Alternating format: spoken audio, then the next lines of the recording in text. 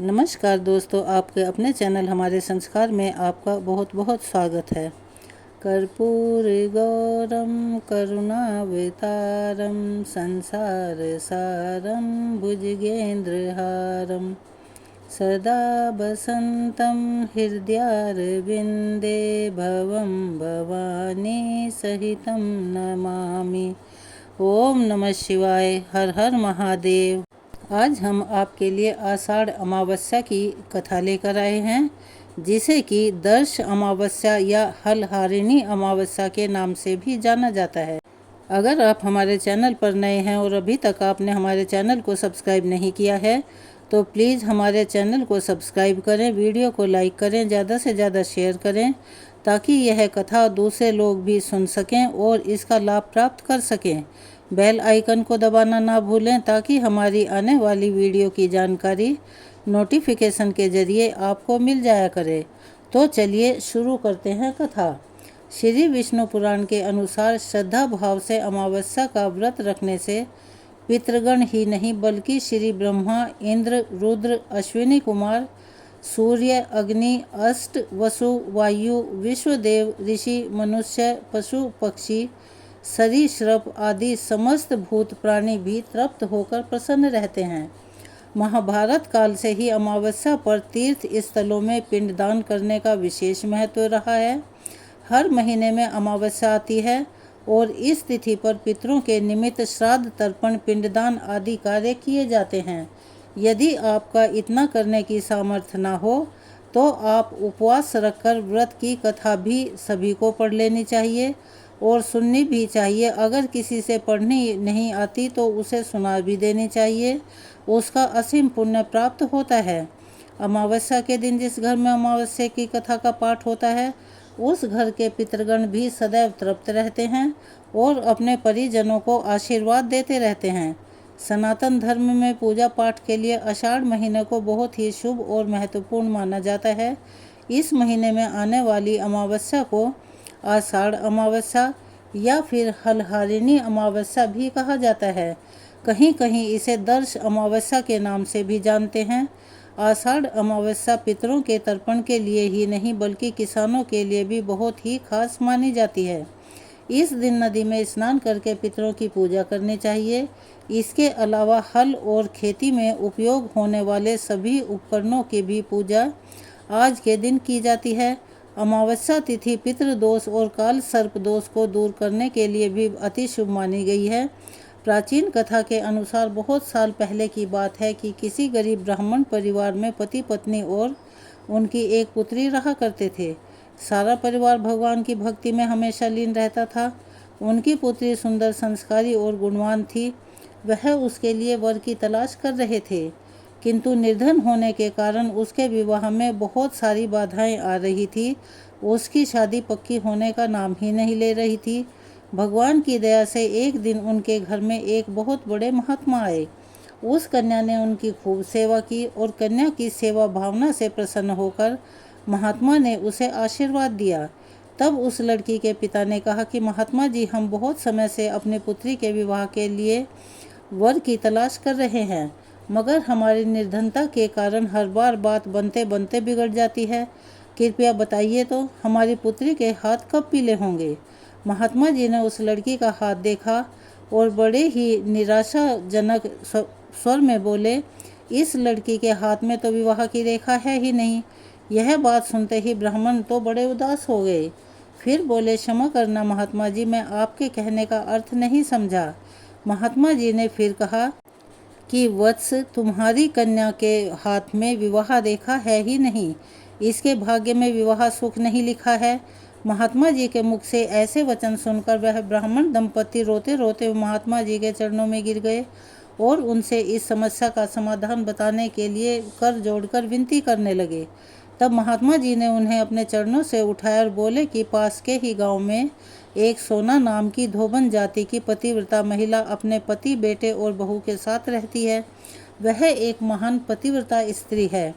यदि आपकी पुत्री उसकी सेवा करे और उसे अपनी सेवा से प्रसन्न कर ले और आशीर्वाद स्वरूप उसकी मांग का सिंदूर उससे ले ले, तभी इस लड़की का विवाह संभव है। ऐसा करने से इसे अखंड सुहाग भाग की प्राप्ति भी होगी।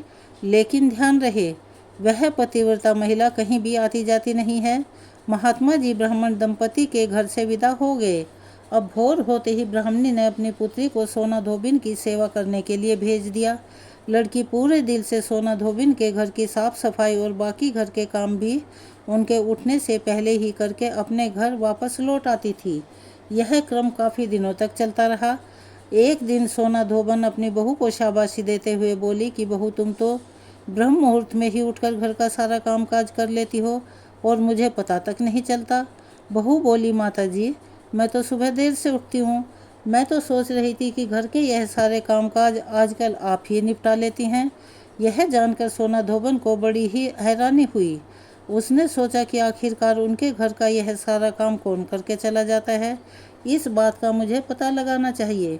तब अगले दिन भोर होते ही सास बहू उठकर घर के एक कोने में छुपकर निगरानी करने लगी कि ऐसा कौन है जो ब्रह्म मुहूर्त में ही आता है और घर का सारा काम करके चला जाता है। उधर अपने निर्धारित समय पर ब्राह्मण की पुत्री आई। मुख से भजन करते करते घर का सारा काम दिल से करने लगी।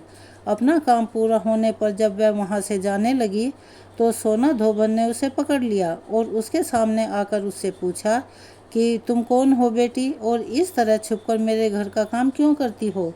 ब्राह्मण की पुत्री ने उन्हें महात्मा के द्वारा कही हुई सारी बातें बता दी। सोना धोबन पतिव्रता होने के साथ साथ बहुत ही उदार दिल की महिला थी। वह उस लड़की की सहायता के लिए तैयार हो गई। उस दिन अमावस्या थी।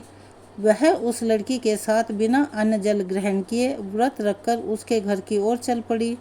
उसने सोचा रास्ते में कहीं पीपल का पेड़ मिलेगा तो उसे भंवरी देकर और उसकी परिक्रमा करके ही जल ग्रहण करेगी। लड़की के घर पहुंचकर सोना धोबन ने जैसे ही अपनी मांग के सिंदूर उस कन्या की मांग में लगाया तो सोना धोबन के पति के प्राण पखेरु उड़ गए। सोना धोबन को ज्ञात हो गया कि अब उसके पति इस दुनिया में नहीं रहे। वह ब्राह्मण परिवार से विदा लेकर चल पड़ी। रास्ते में पीपल का पेड़ देखकर उसने ईंट के टुकड़ों से 108 बार भंवरी देकर 108 बार पीपल के पेड़ की परिक्रमा की। उसके बाद जल ग्रहण किया। तभी उसके पति की मृत देह में प्राण लौट आए। इस प्रकार अमावस्या के दिन पीपल के पेड़ की पूजा करने और इस कथा को सुनने से सुहागिन महिलाओं का सुहाग अखंड रहता है। सुहागिन महिलाओं को सभी प्रकार के मनोरथ की प्राप्ति होती है। जिनका विवाह नहीं हो रहा है उन्हें मनवांछित वर की प्राप्ति होती है। सभी अभीष्ट मनोरथ की पूर्ति होने के साथ साथ ऐसे भक्तों के घर में धन, अन्न, सुख, समृद्धि के भंडार भी भरे रहते हैं। अमावस्या के दिन विवाह संबंधी परेशानियों के निवारण के लिए किसी धोबी परिवार को कुछ भेंट, दक्षिणा इत्यादि देने का भी विधान है। तो यह थी आज की अमावस्या के व्रत की कथा। तो चलिए अब सुनते हैं एक पौराणिक कथा। गरुड़ पुराण की कथा के अनुसार एक ऋषि के श्राप के कारण राजा परीक्षित को तक्षक नाग ने काट लिया और रास्ते में उन्हें कश्यप ऋषि मिले। तक्षक नाग ने अपना भेष बदलकर ब्राह्मण वेशधारी ऋषि से पूछा कि वे इतनी जल्दी और इतनी व्याकुलता से कहाँ जा रहे हैं। तब उन्होंने बताया कि तक्षक नाग ने महाराज परीक्षित को काट लिया है और उस जहर के प्रभाव को दूर करके वे फिर से उसे जीवन देंगे। यह सुनकर तक्षक ने अपना परिचय दिया और ऋषि कश्यप से वापस लौटने को कहा। तक्षक ने ऋषि कश्यप से कहा कि मेरे विष के प्रभाव से आज तक कोई भी व्यक्ति जीवित नहीं बच पाया। तब कश्यप ऋषि ने कहा कि वे अपने मंत्रों की शक्ति से विष के प्रभाव को दूर कर देंगे। इसके बाद तक्षक ने मुनि से कहा कि यदि ऐसी बात है तो तुम इस वृक्ष को हरा भरा कर सकते हो। तब तक्षक ने वृक्ष को जलाकर भस्म कर दिया। फिर महर्षि कश्यप ने वृक्ष की राख पर अपना मंत्र चलाया तो देखते ही देखते उस राख में से कोंपले फूट पड़ी और देखते ही देखते वह वृक्ष फिर से हरा भरा हो गया। ऋषि कश्यप के इस चमत्कार से आश्चर्यचकित तक्षक ने पूछा कि वह किस कारण से राजा का भला करना चाहते हैं। तब ऋषि कश्यप ने कहा कि उसे वहाँ से बड़ी मात्रा में धन मिलेगा जिसकी उसे बहुत ज़रूरत है। तब तक्षक ने एक उपाय निकाला और उन्हें उनकी आशा से अधिक धन देकर वापस भेज दिया। गरुड़ पुराण में ऐसा वर्णित है। गरुड़ पुराण सुनने के बाद ही कश्यप ऋषि का यह प्रभाव और शक्ति और अधिक बढ़ गई। कथा सुनने के बाद पितृ चालीसा का पाठ भी जरूर करना चाहिए और पितृ चालीसा पाठ को अपने पितरों को अर्पण कर देना चाहिए। ऐसा करने से पितृ भी संतुष्ट रहते हैं और अपने परिवारजनों को आशीर्वाद देते हैं। तो आइए अब सुनते हैं पितृ चालीसा। हे पितरेश्वर आपको दे दियो आशीर्वाद, चरणाशीष नवा दियो रख दो सिर पर हाथ। सबसे पहले गणपत पाछे घर का देव मनावा जी। हे पितरेश्वर दया राखियो करियो मन की चाया जी। पितरेश्वर करो मार्ग उजागर, चरण रज की मुक्ति सागर। परम उपकार पितरेश्वर कीना, मनुष्य योनि में जन्म दीना। मातृ पितृ देव मन जो भावे, सोई अमित जीवन फल पावे। जय जय जय पितर जी साईं, पितर ऋण बिन मुक्ति नाही। चारों ओर प्रताप तुम्हारा, संकट में तेरा ही सहारा। नारायण आधार सृष्टि का, पितर जी अंश उसी दृष्टि का। प्रथम पूजन प्रभु आज्ञा सुनाते, भाग्य द्वार आप ही खुलवाते। झुंझुनू में दरबार है साजे, सब देवों संग आप विराजे। प्रसन्न होए मन वांछित फल दीना, कुपित होए बुद्धि हर लीना। पितृ महिमा सबसे न्यारी, जिसका गुण गावे नर नारी। तीन मंड में आप विराजे, वसु रुद्र आदित्य में साजे। नाथ सकल संपदा तुम्हारी, मैं सेवक समेत सुत नारी। 56 भोग नहीं है भाते, शुद्ध जल से ही तृप्त हो जाते। तुम्हारे भजन परम हितकारी, छोटे बड़े सभी अधिकारी। भानु उदय संग आप पुजावे, 5 अंजुलि जल रिझावे। ध्वज पताका मंडप है साजे, अखंड ज्योति में आप विराजे। सदियों पुरानी ज्योति तुम्हारी, धन्य हुई जन्म भूमि हमारी। शहीद हमारे यहाँ पुजाते, मातृभक्ति संदेश सुनाते। जगत पितरों सिद्धांत हमारा, धर्म जाति का नहीं है नारा। हिंदू मुस्लिम सिख ईसाई, सब पूजें पितर भाई। हिंदू वंश वृक्ष हमारा, जान से ज़्यादा हमको प्यारा। गंगा ये मरु प्रदेश की, पितृ तर्पण अनिवार्य परिवेश की। बंधु छोड़ना इनके चरना, इन्हीं की कृपा से मिले प्रभु शरणा। 14 को जागरण करवाते, अमावस को हम धोख लगाते। जात जड़ूला सभी मनाते, नांदी मुख श्राद्ध सभी करवाते। धन्य जन्मभूमि का वो फूल है, जिसे पितृमंडल की मिली धूल है। श्री पितरजी भक्त हितकारी, सुन लीजिए प्रभु अरज हमारी। निश दिन ध्यान धरे जो कोई, तासम भक्त और नहीं कोई। तुम अनाथ के नाथ सहाई, दीनन के हो तुम सदा सहाई। चारिक वेद प्रभु के साखी, तुम भक्तन की लज्जा राखी। नाम तुम्हारो लेत जो कोई, तासम धन्य और नहीं कोई। जो तुमरे नित पाँव पलोटत, नमो सिद्धि चरना में लोटत। सिद्धि तुम्हारी सब मंगलकारी, जो तुम पे जावे बलिहारी। जो तुमरे चरण चित लावे, ताकि मुक्ति अवश्य हो जावे। सत्य भजन तुम रोजो गावे, सो निश्चय चारों फल पावे। तुम ही देव कुल देव हमारे, तुम्हें गुरुदेव प्राण से प्यारे। सत्य आसमन में जो होई, मन वांछित फल पावे सोई। तुमरी महिमा बुद्धि बढ़ाई, शेष सहस्त्र मुख सके न गाई। मैं अति दीन मलिन दुखारी, करहु कौन विधि विनय तुम्हारी। अब पितर जी दया दीन पर की जो, अपनी भक्ति शक्ति कुछ दी जो। पितरों को स्थान दो तीर्थ और स्वयं ग्राम, श्रद्धा सुमन चढ़े वहाँ, पूर्ण हो सब काम।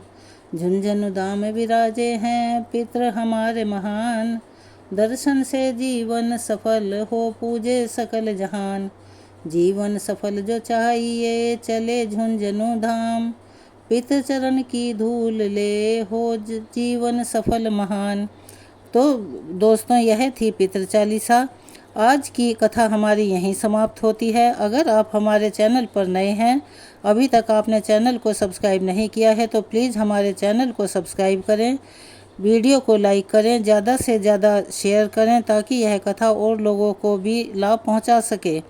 बेल आइकन को दबाना ना भूलें, ताकि हमारी आगे आने वाली वीडियो की जानकारी आपको नोटिफिकेशन के ज़रिए मिल जाया करे।